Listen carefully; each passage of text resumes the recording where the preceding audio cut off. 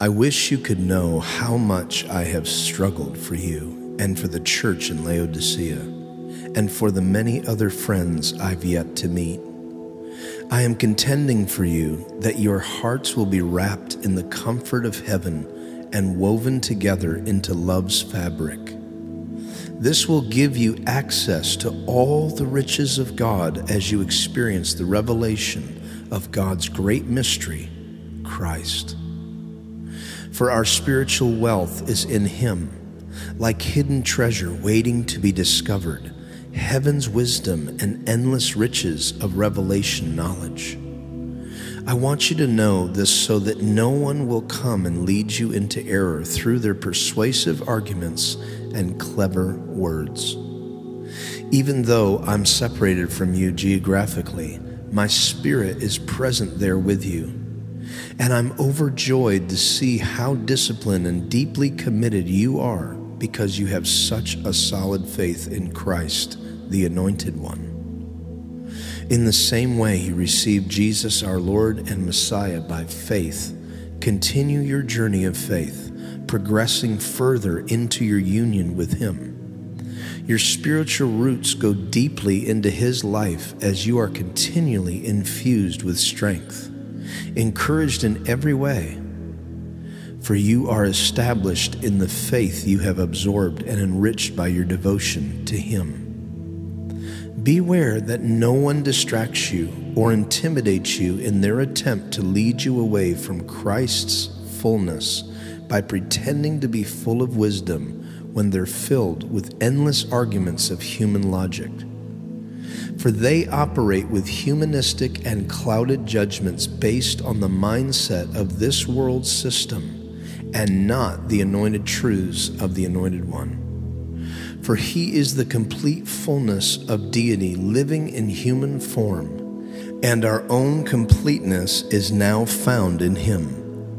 We are completely filled with God as Christ's fullness overflows within us.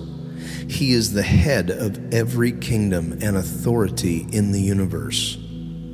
Through our union with Him, we have experienced circumcision of heart. All of the guilt and power of sin has been cut away and is now extinct because of what Christ, the Anointed One, has accomplished for us. For we've been buried with Him into His death. Our baptism into death also means we were raised with Him when we believed in God's resurrection power, the power that raised Him from death's realm. This realm of death describes our former state, for we were held in sin's grasp. But now we've been resurrected out of that realm of death, never to return, for we are forever alive and forgiven of all our sins. He canceled out every legal violation we had on our record and the old arrest warrant that stood to indict us. He erased it all, our sins, our stained soul. He deleted it all, and they cannot be retrieved. Everything we once were in Adam has been placed onto His cross and nailed permanently there as a public display of cancellation. Then Jesus made a public spectacle of all the powers and principalities of darkness, stripping away from them every weapon and all their spiritual authority and power to accuse us. And by the power of the cross, Jesus led them around as prisoners in a procession of triumph. He was not their prisoner, they were His. So why would you allow anyone to judge you because of what you eat or drink, or insist that you keep the feasts, observe new moon celebrations, or the Sabbath? All of these were but a prophetic shadow and the evidence of what would be fulfilled, for the body is now Christ. Don't let anyone disqualify you from your prize. Don't let their pretended sincerity fool you as they deliberately lead you into their initiation of angel worship. For they take pleasure in pretending to be experts of something they know nothing about. Their reasoning is meaningless and comes only from their own opinions. They refuse to take hold of the true source. But we receive directly from Him, and His life supplies vitality into every part of His body through the joining ligaments connecting us all as one.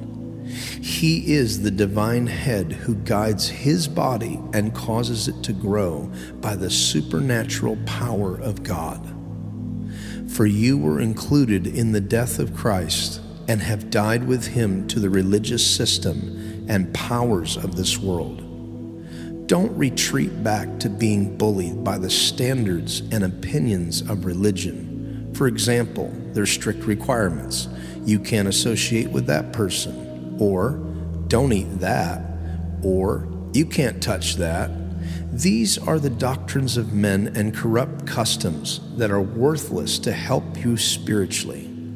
For though they may appear to possess the promise of wisdom in their submission to God through the deprivation of their physical bodies, it is actually nothing more than empty rules rooted in religious rituals.